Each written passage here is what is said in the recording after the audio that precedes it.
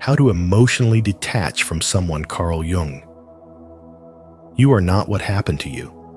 You are what you choose to become. Carl Jung. Welcome to Spiritual Wisdom, where transformation begins from within. Have you ever felt trapped by an emotional bond that no longer serves your growth? In today's video, we'll uncover powerful spiritual insights inspired by Carl Jung to help you emotionally detach not from love, but from the pain that holds you back. These principles aren't just for reflection, they're meant to be lived. Apply them in your daily life and watch how clarity, peace, and personal power begin to return. What's one emotional tie you're ready to release today? Comment below. We'd love to hear your story and support your journey. 1. Emotional attachment that won't let go. Many people silently carry the emotional weight of someone they know they need to let go of. It's not just missing the person, it's a deeper emotional entanglement that affects your thoughts, shifts your mood, and even alters the way you see life. You might recognize the relationship is unhealthy, yet some invisible string keeps pulling you back. You try to convince yourself to move forward, but even the smallest reminder, a song, a scent, a time of year can plunge you right back into a whirlwind of feelings. No matter how many times you decide to let go, the attachment feels stronger than reason. Carl Jung taught that what we fail to make conscious will continue to control our lives. And that's the root of why detachment is so difficult. We're not just attached to the person, we're attached to what they represent. Sometimes they symbolized comfort during a storm, validation in a moment of self-doubt, or the illusion of wholeness when we felt incomplete.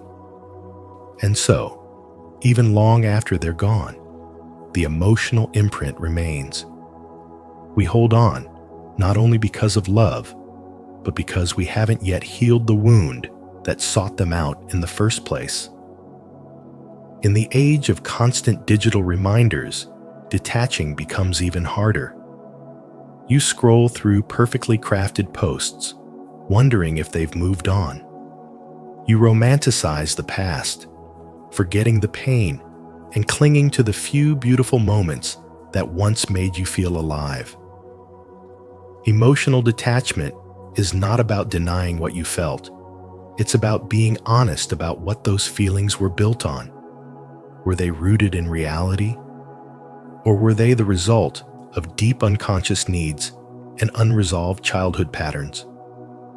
According to Carl Jung, many of our relationships are mirrors of our inner world. We project our fears, hopes, and insecurities onto others and confuse the reflection for reality. Take the story of Lily, who after a difficult breakup did everything right. She cut contact, went to therapy, and focused on herself. Yet months later, she still found herself aching for the past. One day, it hit her. She wasn't missing him. She was missing the version of herself who felt seen, desired, and worthy. It wasn't about him. It was about the identity she had temporarily claimed through his presence. That moment of self-realization changed everything. She stopped grieving the relationship and started rebuilding the parts of herself she had given away. Detachment isn't coldness. It's clarity. It's the ability to see a person, the connection, and yourself without distortion. It's choosing to love from fullness rather than from fear. When you stop chasing closure from someone else and instead give it to yourself, you shift from being a prisoner of your emotions to the author of your peace. Jung reminds us that true freedom begins when we withdraw our projections and reclaim our inner authority. You don't detach by forgetting. You detach by waking up, by seeing the truth, honoring the lessons, and remembering who you are outside of the connection. Letting go doesn't mean you never cared. It means you're finally ready to care for yourself more.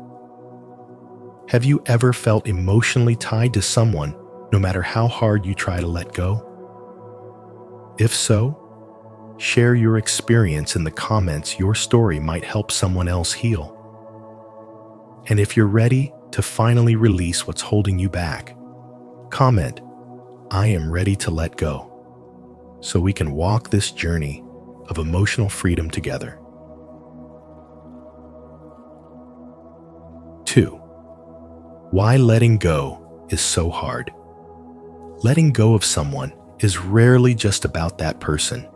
It's about the emotional world they represented.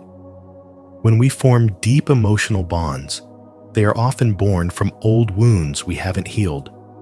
That connection becomes a coping mechanism, a subconscious strategy for soothing feelings of abandonment, unworthiness, or inner voids we've carried for years. We don't merely miss the presence of a person. We miss the emotional security, the sense of belonging, and sometimes even the identity we created through them. They became our mirror, reflecting a version of us that felt more complete, more lovable. Losing them feels like losing access to that version of ourselves. And so, what makes letting go feel unbearable is not just love. It's the fear of facing those wounds without a distraction. It's the dread of being left alone with the echo of unmet childhood needs, unhealed insecurities, and forgotten pain. Carl Jung's spiritual wisdom teaches that until we bring the unconscious into consciousness, we will continue to repeat these emotional patterns, calling them destiny. When someone triggers a deep wound, such as the fear of abandonment or rejection, our bond to them becomes a loop, fueled not by love, but by survival. That's why detachment often feels like death, not of the relationship, but of the illusion it sustained. We think we're grieving a person, but we're really grieving a part of our own psyche we projected onto them. The relationship becomes a symbol, a surrogate for something we never received: a parent's approval, unconditional love, a sense of safety. And when that symbol disappears, so does the comfort we falsely believed it provided. This is why the pain is so disproportionate. It's not just about this moment. It's about every buried moment rising to the surface, demanding to be seen. Spiritual wisdom doesn't ask us to suppress this grief. It invites us to study it, to understand that the soul is not trying to punish us by taking this person away. It is trying to reveal what we have yet to integrate. The emotional pain becomes a doorway. Behind that door is self-reclamation. We begin to see that the other person didn't complete us. They revealed the parts we believed were missing. And now, with that mirror gone, we are invited to find those parts within ourselves. Letting go, then, is not about forgetting. It's about remembering who you were before the wound. It's about reclaiming your wholeness, knowing that you were never truly broken, only temporarily fragmented. You start to see your triggers as teachers, your grief as a guide. You stop asking, "Why did they leave?" and begin asking, "What in me needs to be healed?" That shift is where transformation begins. You come home to yourself. You become the source of the love you once begged for. And that is when emotional detachment becomes an act of deep spiritual wisdom, not withdrawal, but liberation. If this message resonates with your journey, comment below, "I am healing and letting go." Let's support each other in breaking free from past wounds and reclaiming our peace. 2. Why letting go is so hard. Letting go of someone is rarely just about that person. It's about the emotional world they represented. When we form deep emotional bonds, they are often born from old wounds we haven't healed. That connection becomes a coping mechanism, a subconscious strategy for soothing feelings of abandonment, unworthiness, or inner voids we've carried for years. We don't merely miss the presence of a person. We miss the emotional security, the sense of belonging, and sometimes even the identity we created through them. They became our mirror, reflecting a version of us that felt more complete, more lovable.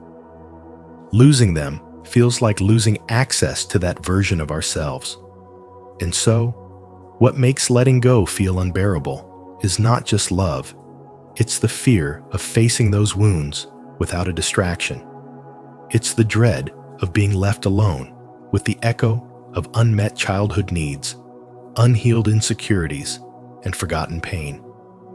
Carl Jung's spiritual wisdom teaches that until we bring the unconscious into consciousness, we will continue to repeat these emotional patterns, calling them destiny.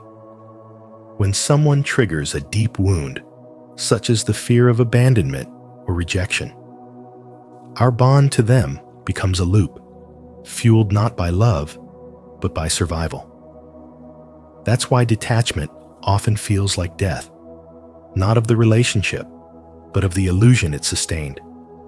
We think we're grieving a person, but we're really grieving a part of our own psyche we projected onto them. The relationship becomes a symbol, a surrogate for something we never received: a parent's approval, unconditional love, a sense of safety.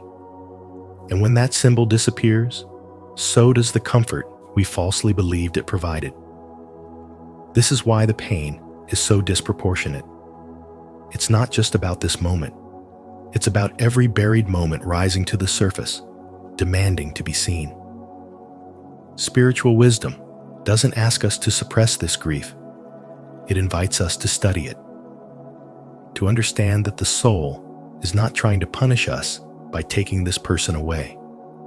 It is trying to reveal what we have yet to integrate. The emotional pain becomes a doorway. Behind that door is self-reclamation. We begin to see that the other person didn't complete us. They revealed the parts we believed were missing. And now, with that mirror gone, we are invited to find those parts within ourselves. Letting go, then, is not about forgetting. It's about remembering who you were before the wound. It's about reclaiming your wholeness, knowing that you were never truly broken, only temporarily fragmented. You start to see your triggers as teachers, your grief as a guide. You stop asking, "Why did they leave?" and begin asking, "What in me needs to be healed?" That shift is where transformation begins. You come home to yourself. You become the source of the love you once begged for. And that is when emotional detachment becomes an act of deep spiritual wisdom, not withdrawal, but liberation. If this message resonates with your journey, comment below. I am healing and letting go. Let's support each other in breaking free from past wounds and reclaiming our peace. 3. Projection and illusion. Many times, what keeps us emotionally attached to someone is not the person themselves, but the illusion our mind has created about who they are. When we are hurting or carrying unmet emotional needs, we unconsciously project those needs onto someone else. We start to see them as our savior, our missing piece, the one who will finally make us feel whole. This projection isn't love. It's a cry from the parts of ourselves that have not yet healed. Carl Jung taught that projection is one of the most common mechanisms through which the unconscious influences our behavior. When you don't fully own what you're missing within, your psyche tries to find it in another. This illusion can be powerful. Your mind starts idealizing that person, focusing only on their best qualities and ignoring any flaws or red flags. They become a symbol of hope, safety, or emotional fulfillment. Every memory, every look, every interaction begins to take on a deeper meaning in your mind. You start to believe that without them, you cannot be complete. But the painful truth is that this belief comes not from reality, but from the distorted lens of your inner wounds. What you are really longing for is not them, but what they represented to you: love, validation, purpose, or emotional safety. In spiritual awakening, one of the first realizations is this: much of what you thought was love was actually a projection.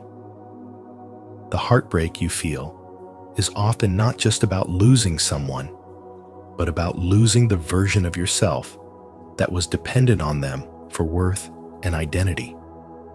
You didn't just lose a relationship, you lost the illusion that someone else could carry what was always meant to be your own responsibility. When you see through this projection, you begin to understand that the other person was never the source of your completeness. They were a mirror showing you what was still missing within you. This is why detachment is so difficult. The emotional bond was not just formed through shared moments, but through the way your mind built them into something larger than life. Even after separation, the fantasy remains. You replay memories. You reinterpret signs. You create meaning out of silence. All of this keeps the projection alive and the wound open. The mind resists letting go of what it believes is the key to healing, even when that belief is the very thing causing suffering. But once you begin reclaiming the energy you've given away, something shifts. You start asking different questions. What part of myself did I hand over to them? What emotional needs did I believe they were fulfilling? What illusions have I been protecting? These questions are sacred because they bring you back to yourself.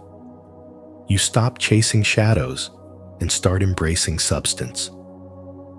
You no longer seek completion through another because you realize you were never broken to begin with.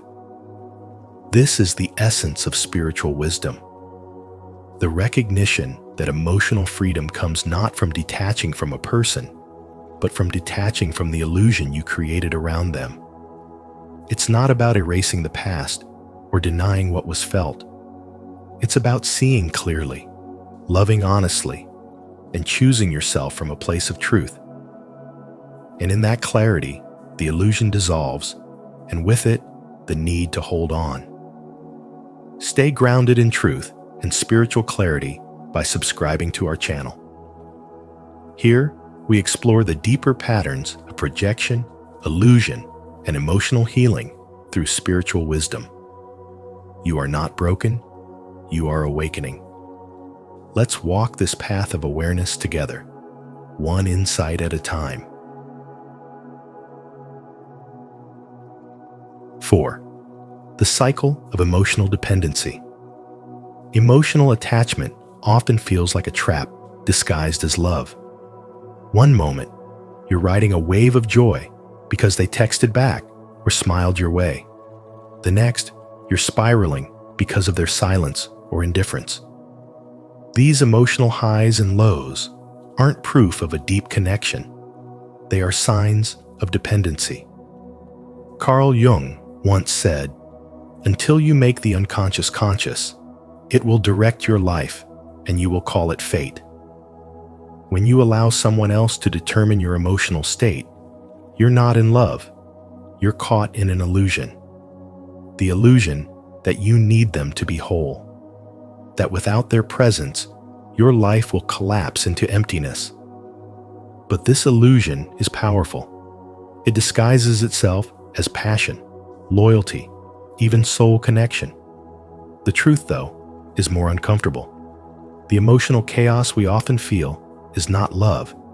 It's our wounded inner self screaming for attention, projecting unmet needs onto another. When we remain unaware of these patterns, we become trapped in a toxic loop, longing for validation from the very person who destabilizes us. It becomes an addiction to the unpredictable, a text, a look, a word that triggers a biochemical surge, falsely convincing us that this is what love feels like. Yet real love doesn't make you question your worth. It doesn't punish you with silence or reward you in crumbs. Modern life has made this even harder to see. The constant access to others through social media, texts, and photos only strengthens the illusion. One glimpse of their story or a like on your post can shift your mood instantly, reinforcing the belief that your emotional peace depends on them. But that belief is false. Carl Jung emphasized that healing starts with facing the self.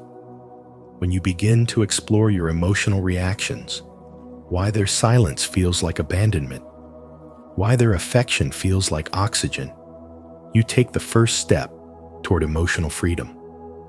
Eliza, a young woman in her late 20s, lived this cycle for years. Her partner never clearly committed, but never truly let her go. She held on to every small gesture, mistaking it for love. When he disappeared, she'd crumble. When he returned, she'd light up like a child being chosen again. It took her countless heartbreaks to realize she wasn't addicted to the man, she was addicted to the drama, to the hope, to the fantasy that one day he'd finally see her worth. The moment she stopped chasing his validation and began nurturing the parts of herself she had abandoned, she felt something she hadn't felt in years: peace. That peace came not from external closure, but from internal awakening. Carl Jung called this the process of individuation, where you reclaim the scattered pieces of yourself and become whole without relying on anyone to complete you. The spiritual awakening begins the moment you stop projecting your wounds onto others and start healing them within. It is a sacred shift from chaos to clarity, from emotional dependence to emotional sovereignty. You realize that detachment isn't bitterness, it's liberation. It doesn't mean you stop caring. It means you start caring for yourself more. Emotional detachment is the act of returning to your center. It's choosing yourself, not out of selfishness, but out of self-respect. It's recognizing that your worth isn't defined by how someone treats you, but by how deeply you honor your own emotional truth. You stop chasing closure and begin creating inner safety. You stop clinging and start surrendering. And in that surrender, you find something far greater than romantic attention. You find spiritual wisdom, the kind that frees your heart, sharpens your vision, and brings you back to life. If this message resonates with you, declare your freedom in the comments. I reclaim my emotional power. And don't forget to like, subscribe, and turn on notifications so you never miss a moment of insight and healing. 6. Emotional scripts and learned pain. Many people unknowingly associate love with suffering, insecurity, or emotional chaos, not because they want pain, but because pain feels familiar.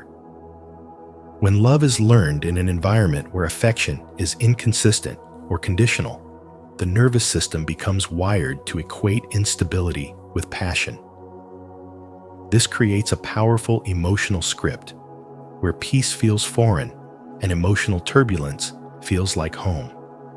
The result? We stay in relationships that wound is not out of desire, but out of programming.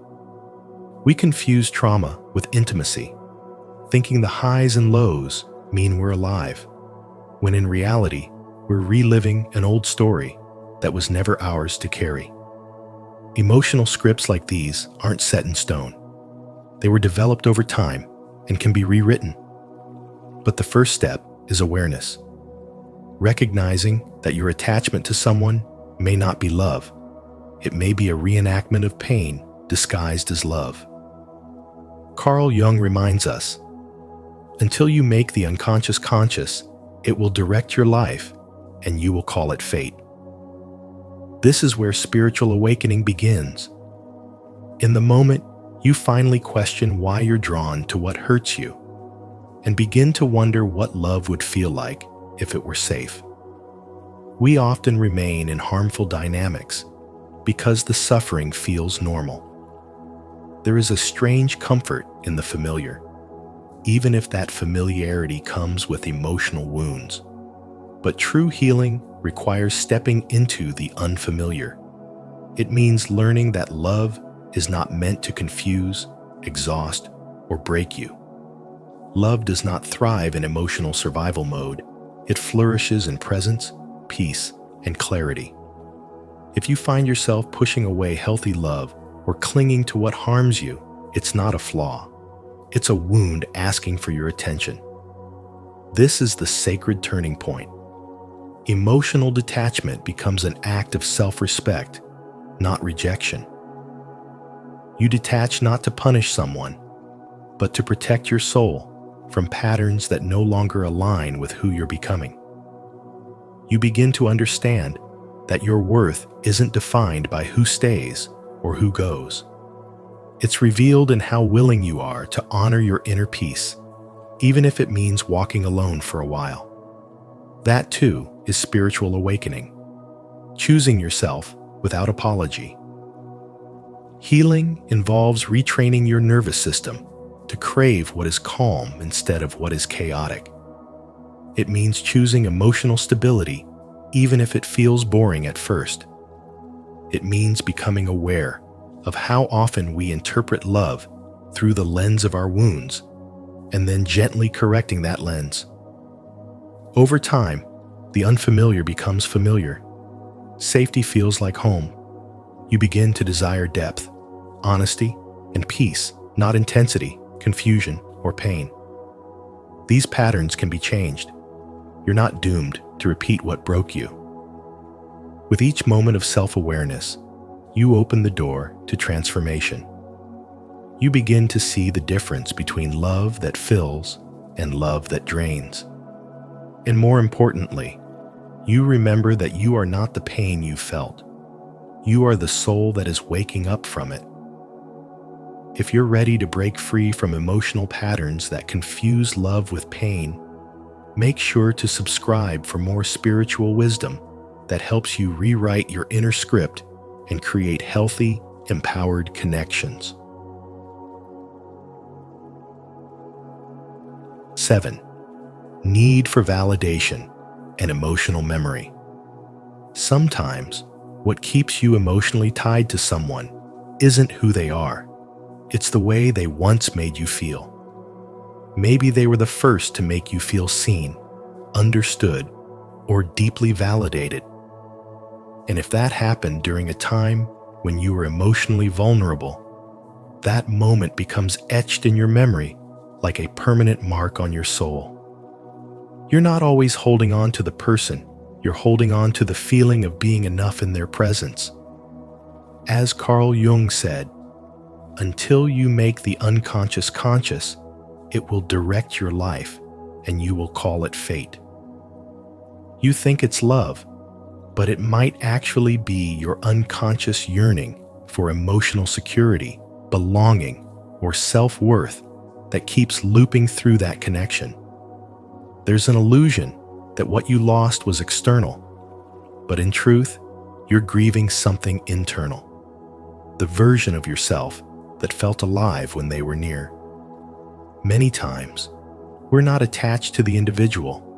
We're attached to the role they played in our emotional story. They may have been the first to mirror back a version of us that felt powerful, desirable, or lovable. Their presence didn't create those qualities.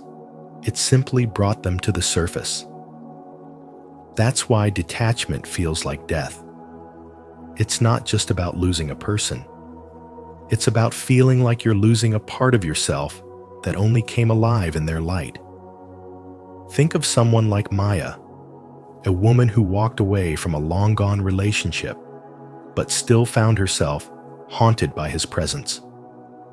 She wasn't reaching out or trying to rekindle things, yet every important decision still circled back to the question, what would he think of this?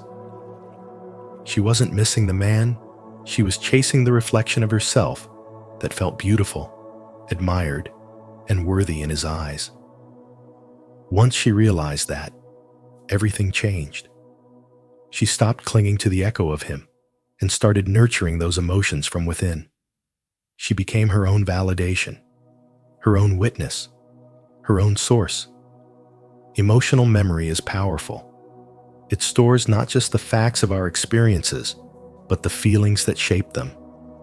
These memories are alive, pulsing in the background of our present reality, tricking us into thinking the past holds the key to our emotional fulfillment.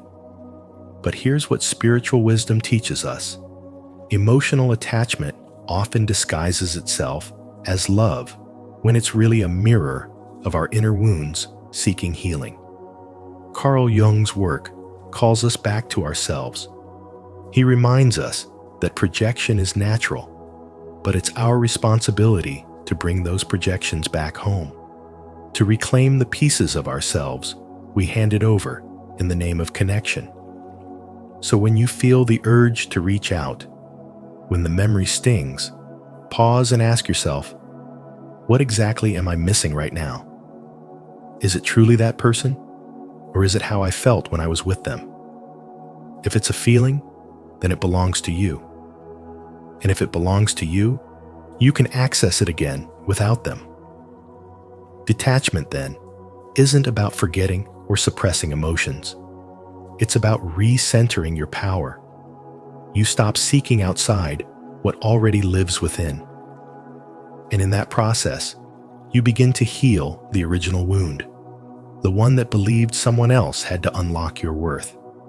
If this message spoke to something deep within you, if you've ever held on to someone because of what they made you feel, take a moment to like, subscribe, and share your experience in the comments below.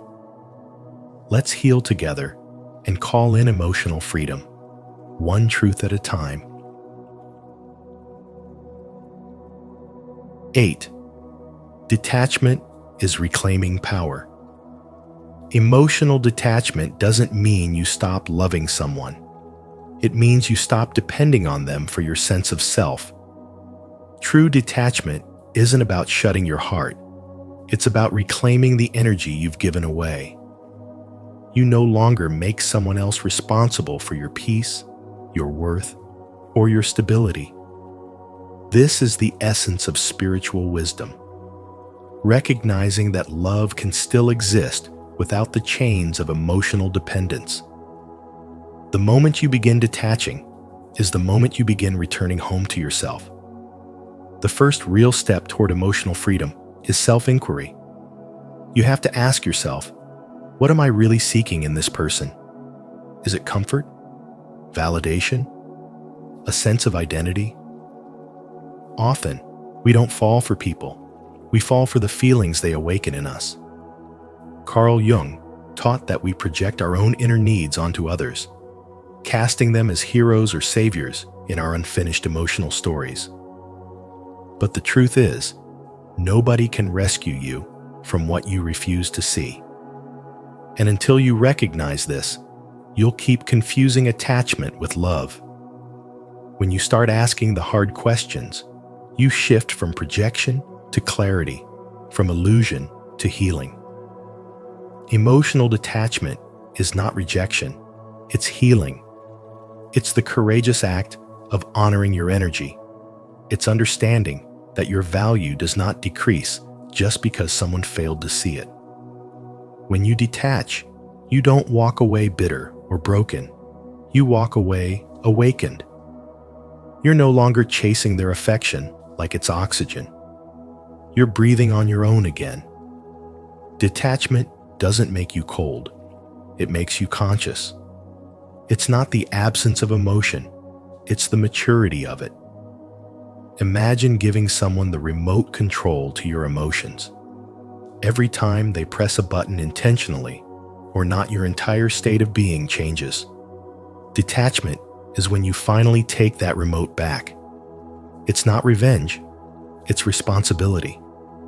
You're no longer on emotional autopilot, reacting to every word, every silence, every gesture. Instead, you anchor yourself in inner steadiness. You reclaim your inner rhythm. You stop being a puppet to someone else's presence or absence. This is how emotional detachment becomes an act of love, not just for them, but for you. Because once you stop needing someone to complete you, you start connecting from wholeness. You stop asking them to fix wounds they didn't cause. You stop tying your identity to their attention or withdrawal. You begin to see that what you were looking for in them was always a message pointing back to what was missing within you. And the beauty of spiritual wisdom is this: when you detach with grace, you don't shut people out. You simply stop abandoning yourself. You no longer sacrifice your mental peace for temporary emotional highs. You choose presence over performance, peace over chaos, and truth over fantasy. You no longer love from fear, you love from freedom. Now, close your eyes, take a deep breath, and feel your energy returning to you. Detachment is not rejection, it's reclaiming your power. Repeat with me.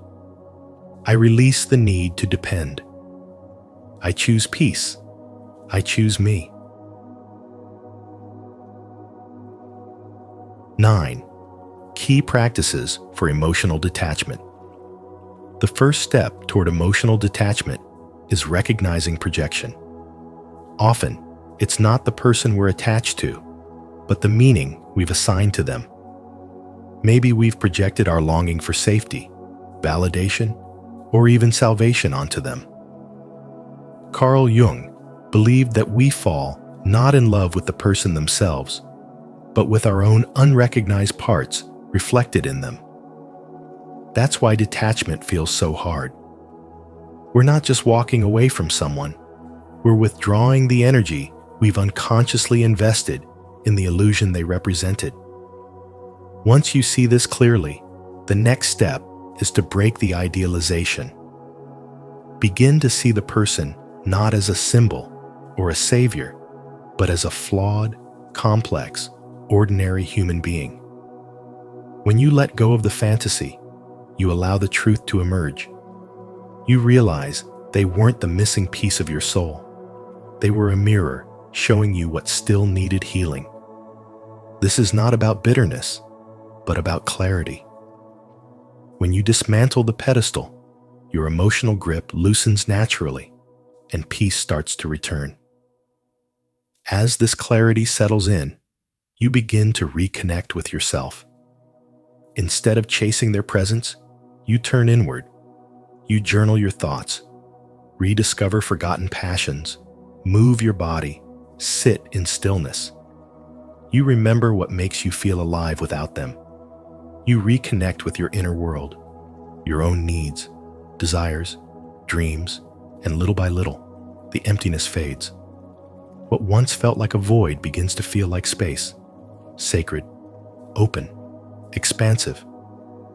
In that space, something new is born, your own voice. But this process is not linear, so you must practice self-compassion. Some days, you will feel strong and clear.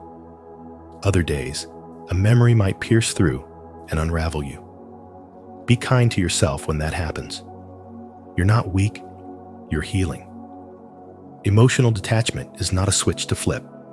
It's a process of unwinding years of emotional entanglement. Talk to yourself gently. Hold yourself through the waves. Tell yourself the truth. I am healing. I am awakening. I am allowed to take my time. Finally, embrace solitude not as punishment, but as purification. Solitude is not the absence of love, but the presence of self. In stillness, you begin to hear what noise once drowned out. You become intimate with your own soul. You meet your true self beneath the projections, beneath the emotional clutter. And this, truly, is the moment of spiritual awakening. You stop grasping for love outside and begin cultivating it from within. You stop identifying with pain and begin embodying peace.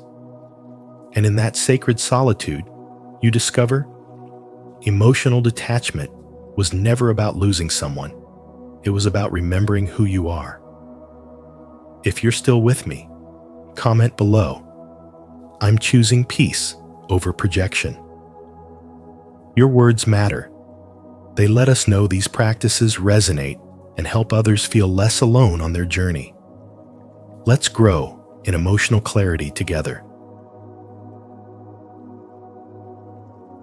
10. Practical strategies to begin detachment. Reflective writing is one of the most powerful tools you can use when trying to emotionally detach from someone. By consistently journaling your thoughts, emotions, and questions, you begin to recognize the repeating emotional loops that have held you hostage. As Carl Jung emphasized, the unconscious becomes powerful when it remains unseen. But through writing, you make the unconscious conscious. You start to notice your own triggers, your core wounds, and how certain emotional patterns link back to old, unresolved needs. This clarity is your first act of freedom. It allows you to separate who you are from what you feel. As you gain insight, the next step is emotional independence. Detachment isn't about shutting off your heart. It's about redistributing your energy. Instead of pouring your attention into someone who may no longer serve your growth, you begin to pour that attention into yourself. You set small but meaningful goals. You take care of your body, your environment, your inner world. You find joy again in the little things. A long walk, a creative hobby, a new book. These aren't distractions. They are declarations. Each moment you give back to yourself is a reminder. I am not defined by anyone else. But healing doesn't stop at the surface. Dream analysis and visualization offer a deeper access point to your inner world. Carl Jung believed dreams were the psyche's natural way of communicating hidden truths. So, when you dream about that person or emotionally charged symbols, don't ignore them and interpret them. Ask yourself what your subconscious is trying to process. Then, go further. Use visualization techniques to create mental imagery that supports your detachment. Picture yourself cutting energetic cords with love and clarity. Imagine stepping into a peaceful version of yourself, untouched by old emotional chaos. The more you see it in your mind, the more your nervous system believes it's real. When the waves of sadness hit, it's easy to spiral into guilt or emotional exhaustion. That's where self-compassion must come in. Breathwork helps you regulate your energy in moments of overwhelm. Inhale slowly, hold, and exhale fully again and again. Pair this with affirmations like, I am safe without them, or I trust myself to let go. These practices don't erase pain, they soften it. They remind you that your emotions are temporary guests, not permanent truths. Boundaries are the sacred gates to your healing. Begin by reducing contact, not to punish the other person, but to protect your space.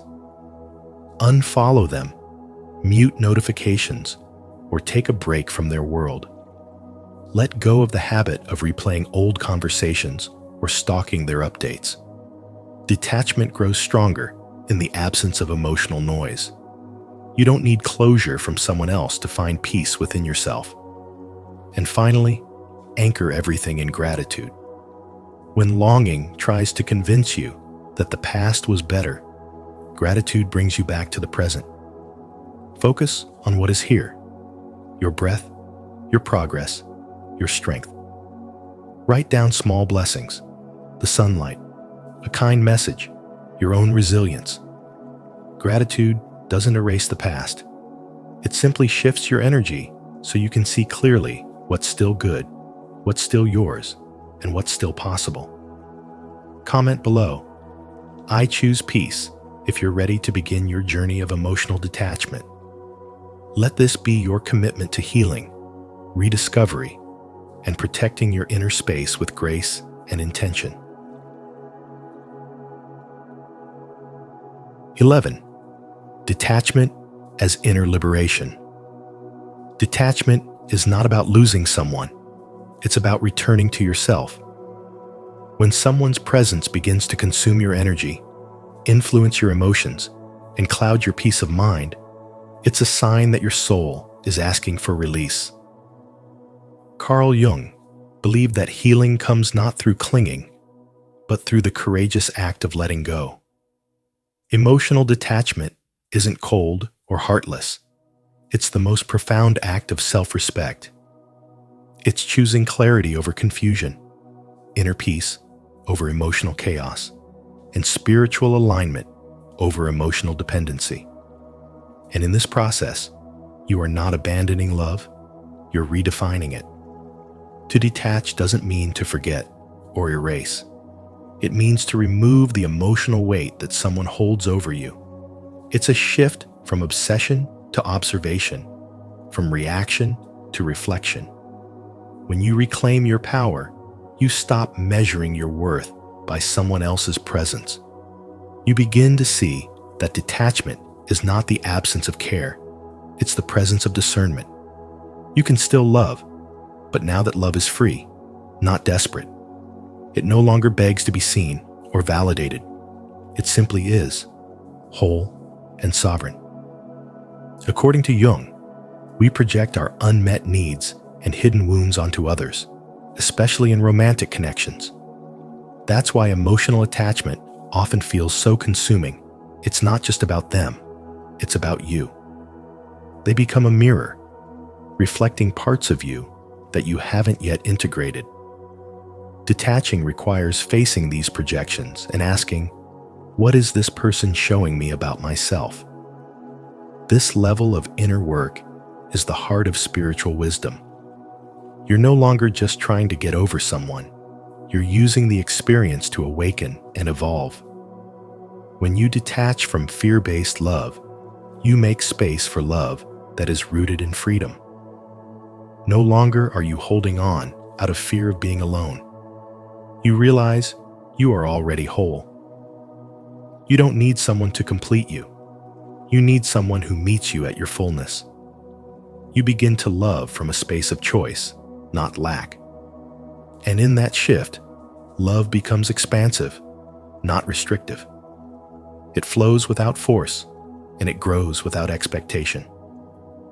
This is the kind of love that arises after spiritual awakening, the kind that honors both your soul and theirs. Healing is not a dramatic transformation. It's found in small, consistent steps. Maybe it's choosing not to reread old messages today. Maybe it's breathing through the ache without reacting. Each choice, no matter how small, is an act of self-love. You are teaching your nervous system that safety does not come from another person, but from within. And in those quiet, unseen moments, your spirit is rising. Detachment is not a straight path. It's a spiral, with each cycle bringing you closer to inner liberation. It's not about being heartless. It's about being wholehearted, even when you have to walk away. If this message has touched your spirit, comment below. I choose peace. I choose freedom. I choose myself. Let this be your declaration of healing, one step closer to the love and clarity you deserve.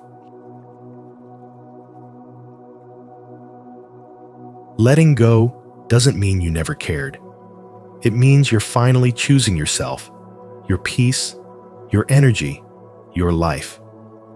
Emotional detachment is not coldness. It's clarity. And with clarity comes freedom. If this message has touched something deep within you, don't forget to like this video, share it with someone who might need it, and subscribe to Spiritual Wisdom for more insights that guide your journey.